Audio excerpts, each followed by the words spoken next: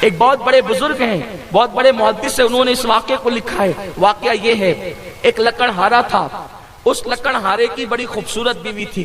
کبھی کبھی ایسا ہوتا ہے کہ غریبوں کو بھی قسمت سے خوبصورت بیوی مل جاتی ہے، اللہ کا انعام ہے، اللہ کی عطا ہے، اللہ جس کو جو چاہے عطا کر دے، حضور کی خیرات جس کو جو چاہے مل جائے۔ خوبصورت بیوی مل گئی، لیکن یاد رکھیں خوبصورت بیوی ملنے پر حضور نے جنت کی بشارت نہیں دی ہے۔ آقا فرماتے ہیں جس کو نیک اور دیندار بیوی ملے اس کو دنیا میں جنت عطا کر دی گئی۔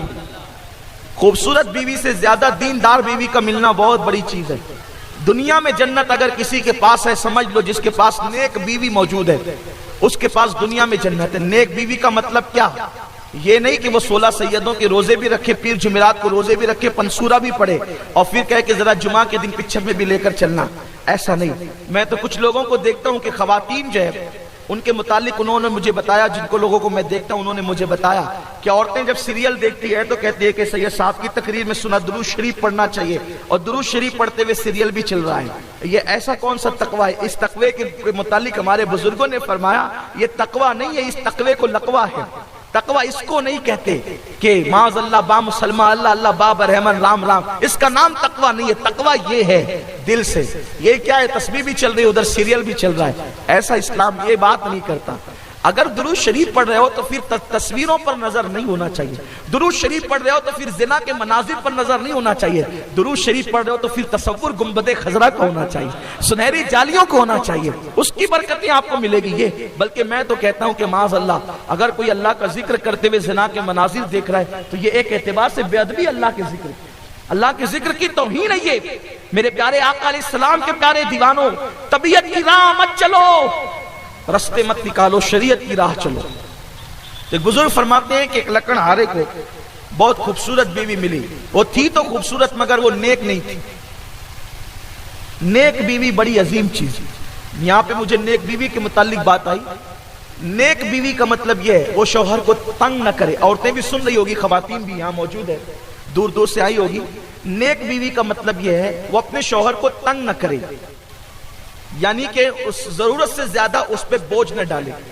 آج کل عورتوں کے مطالبات بہت زیادہ ہے نا۔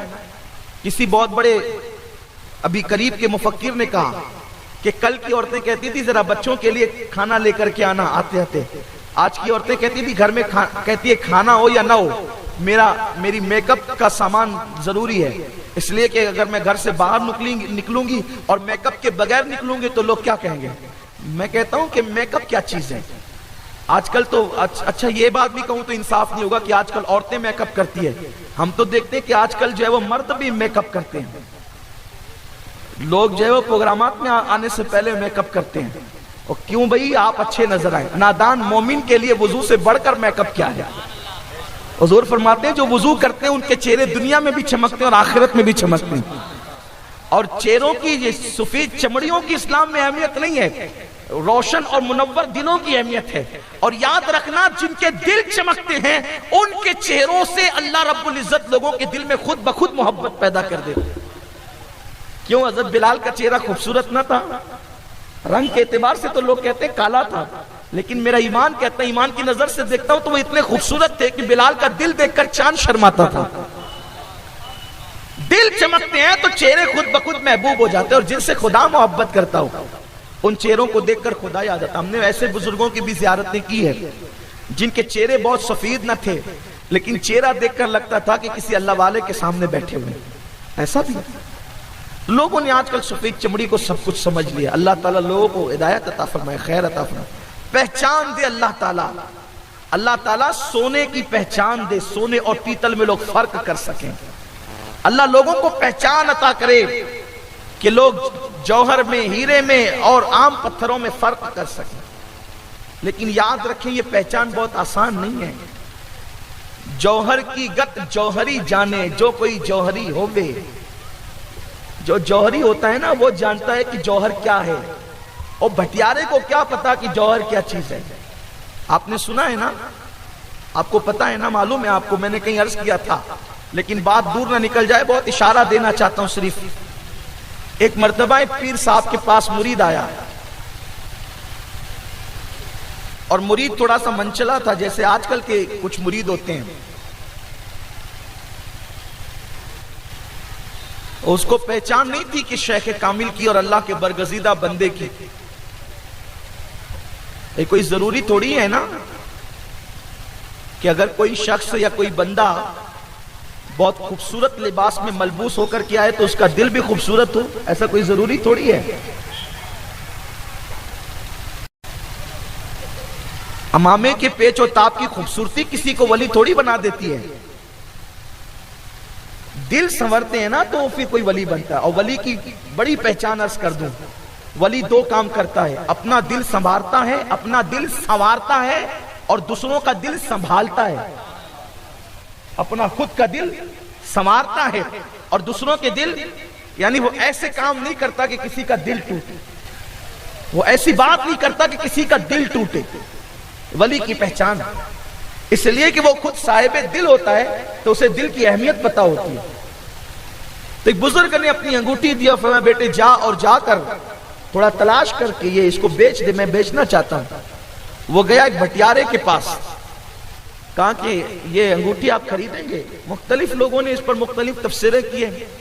اس نے کہا کہ 2 روٹیاں لے لے اور یہ انگوٹھی دے دے. اس نے کہا کہ اپنے شیخ سے پہلے مشورہ کر. اب آئے تو کہا گیا کہاں تھا بیٹا؟ کہا وہ حضور بھٹیارے کے پاس گیا تھا. فرمایا کہ کسی جوہری کے پاس جا. وہ گیا جوہری کے پاس جس کو آپ اپنی زبان میں سنار کہہ لیجئے. کہا کہ یہ انگوٹھی بیچنا ہے. تو کہا کتنے میں بیچنا چاہتے ہو؟ کہا آپ لگائیں, قیمت ہمیں نہیں پتا. اس نے کہیں 1000 کہے. اچھا ٹھیک ہے, اپنے شیخ سے معلوم کر لوں, پہلے مشورہ کر لوں. واپس آئے. واپس آنے کے بعد جو ہے پھر واپس کہا حضرت کیا کروں؟ وہ تو 1000 کہتا ہے. بیٹے انگوٹھی بیچنا ہی نہیں تھی, وہ صرف تجھے بتانا تھا. تو بٹیارے کے پاس گئے, اس کو پہچان نہیں سکا کہ یہ کیا چیز ہے. اور سنار کے پاس گئے, وہ پہچان لیا کہ کیا چیز ہے. بس یہی چیز ہے کہ جس کو اللہ تعالیٰ نے پہچاننے کی نگاہ دی ہے وہ پہچانتے ہیں لوگوں کو. اور پھر بٹیاروں سے شکایت بھی کس چیز کی ہے؟ اس نے تو روٹیاں ہی پکانا ہے نا, اس نے تو روٹیاں ہی پکانا ہے, اس کو اس سے کیا شکایت ہے؟ تو لوگ بس یہ سمجھتے ہیں کہ سفید چمڑی سب کچھ ہے. اسی لیے جب شادیاں کرنے کے لیے نکلتے ہیں اور خوبصورت بیوی چاہیے, خوبصورت بیوی چاہیے. ارے خوبصورت بیوی دیکھنے والے دل خوبصورت ہوں گے تب وہ خوبصورت ہوگی, ورنہ تیرے ساتھ کبھی بھی دھوکہ دے جائے گا. انسان کو پہچانو, نکاح کرنے شادیاں کرنے نکلو تو دینداری اور شرافت دیکھو, امیری غریبی مت دیکھو, سفید چمڑیاں مت دیکھو. تو یہ ہوا کہ اس لکڑہارے کو خوبصورت بیوی تو مل گئی, لیکن وہ خوبصورت تو تھی, اس کا دل خوبصورت نہیں تھا.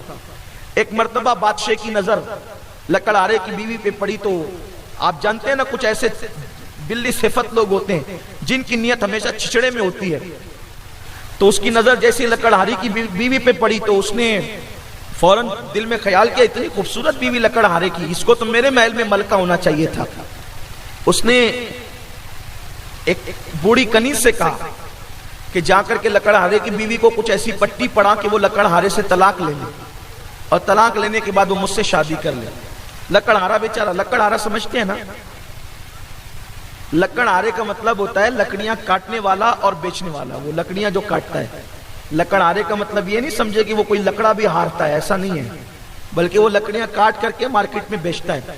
تھوڑی سی مجھے کبھی کبھی بیچ میں عنوان کو توڑ کر تشریح کرنی پڑتی ہے, اس لیے کہ جو اندھیرے میں بیٹھ کے سنتے ہیں ان کو میری بات کچھ کم سمجھ میں آتی ہے. تو اس لیے میں جو ہے وہ, آپ لوگ تو اجالے میں سن رہے ہیں تو آپ سمجھ لیتے ہیں, لیکن جو بیچارے وہ جو دور سنتے ہیں نا ان کو سمجھ میں کم آتی ہے.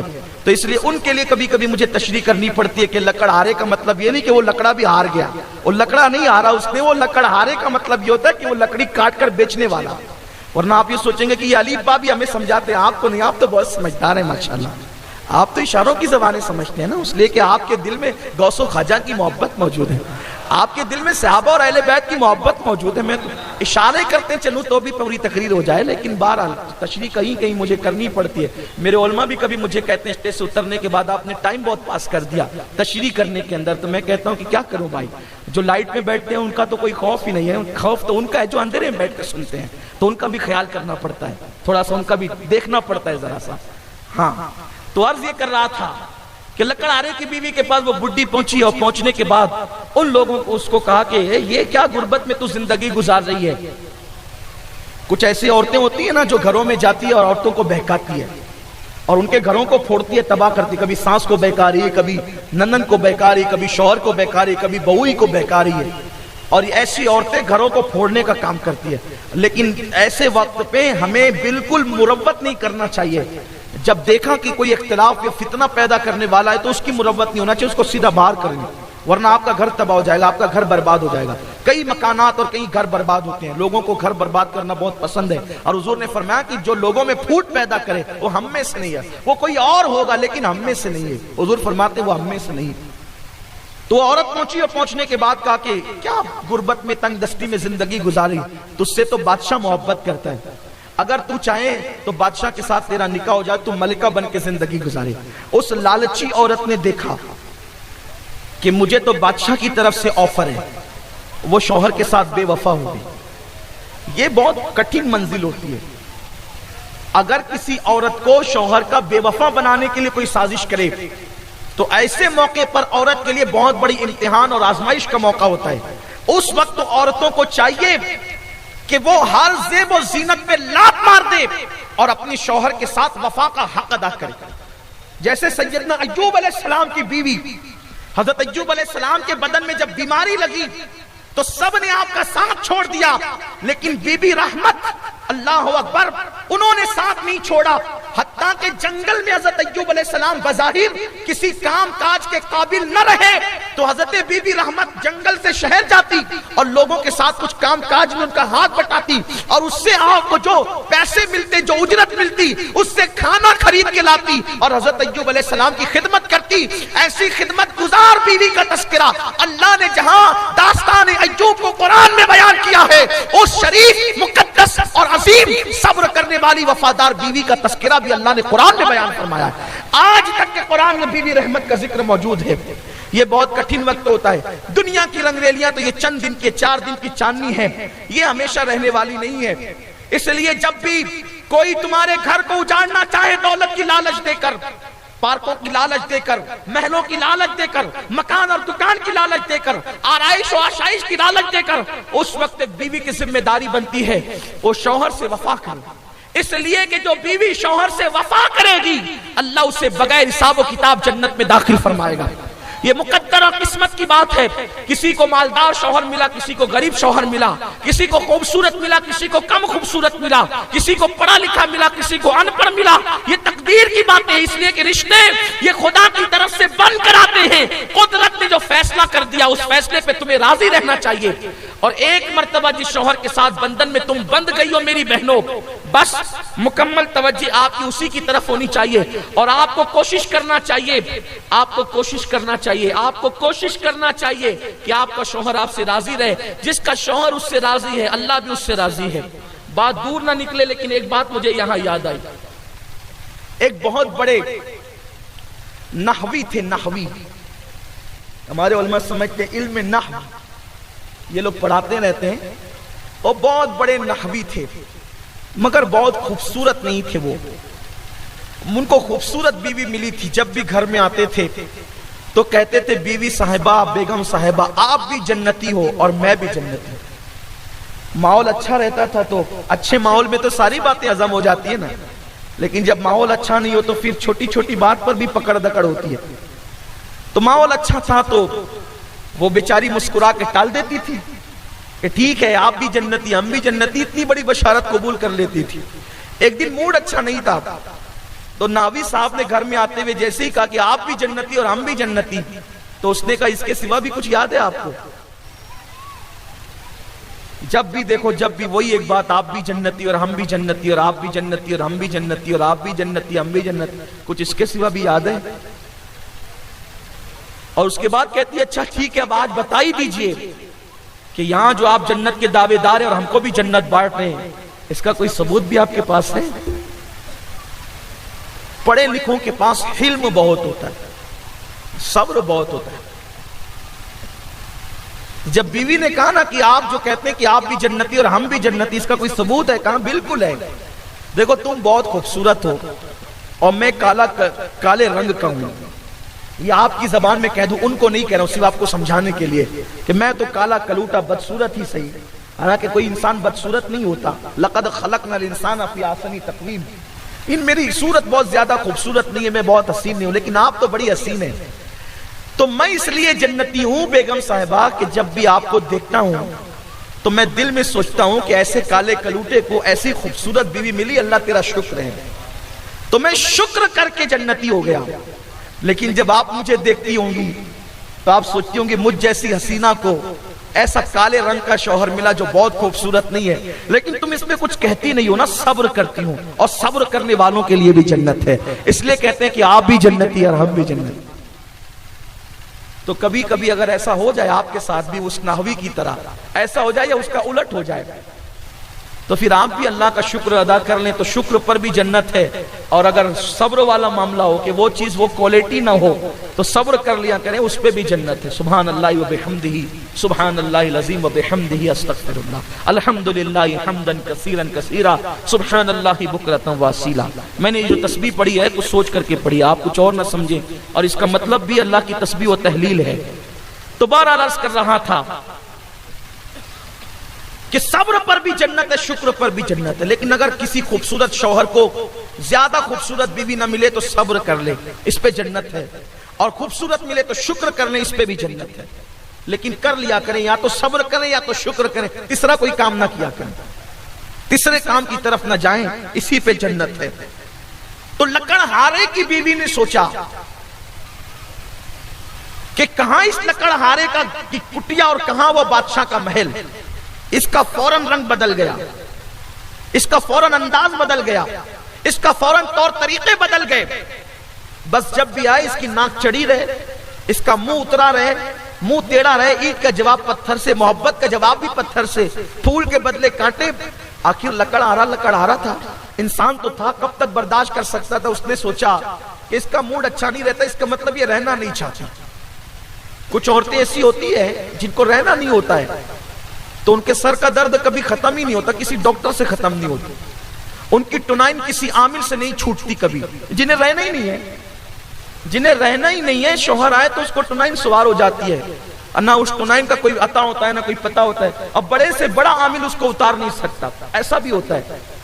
اور جو عظمت والی بچیاں رہنا چاہتی ہیں شوہر کے ساتھ، پھر وہ ہزارہ مصیبتوں کے باوجود بھی صبر کے گھونٹ بھی کر کے رہتی ہے۔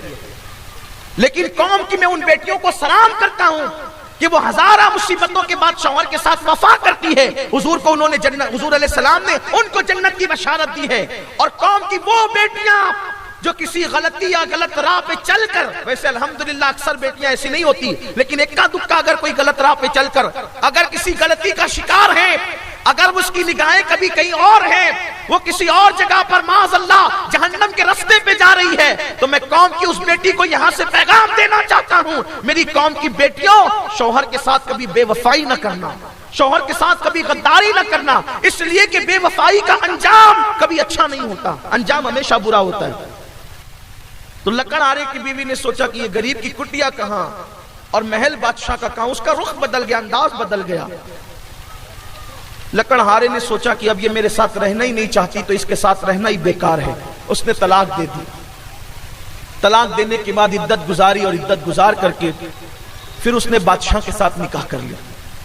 اس کا انجام تک تو وہ پہنچ گئی، اس کے اپنے پلان کا تو انجام ہو گیا، اس کا مقدمہ پورا ہو گیا، اس کی دل کی تمنا پوری ہو گئی۔ اب اس کے دل کے اندر حالت یہ تھی کہ میں بادشاہ کی ملکہ ہو گئی، لکڑہارے کی کٹیاں سے نکل کر کے میں بادشاہ کی ملکہ ہو گئی محل میں۔ جیسے شادی کی پہلی رات آئی اور بادشاہ اس کے قریب آنا چاہتا تھا تو بادشاہ بہرا ہو گیا، گونگا ہو گیا، اندھا ہو گیا، چلنے اٹھنے بیٹھنے کے قابل نہ رہا۔ وہی کیفیت اس عورت کی بھی ہو گئی، وہ اندھی ہو گئی، گونگی ہو گئی، بہری ہو گئی، مکی ہو گئی، بولنے کے قابل نہ رہی، کھڑی اور بیٹھنے کے قابل نہ رہی۔ جب اس کی پوزیشن یہ ہوئی تو اس وقت لوگ حیران تھے ایسا ہوا کیوں؟ تو غیب سے آواز آئی، تم دونوں نے مل کر لکڑہارے کے ساتھ کیا کیا ہے؟ کیا ہم اس سے غافل ہیں؟ اور تم نے جو مل کر کے اس پر ظلم کیا اور اس کا گھر بگاڑا ہے تو اس کا انجام یہ تمہیں بھگتنا پڑا کہ تم میاں بیوی بننے کے بعد بھی تمہارے ارمان پورے نہ ہو سکے۔ آج میری قوم کے نوجوان لڑکے جو ناجائز تعلقات کی بلا میں پھنسے ہیں اور گھر جو اجڑ رہے ہیں، حضور علیہ السلام فرماتے ہیں جو دو میاں بیوی میں آپس میں جدائی پیدا کرے فلیس منا، وہ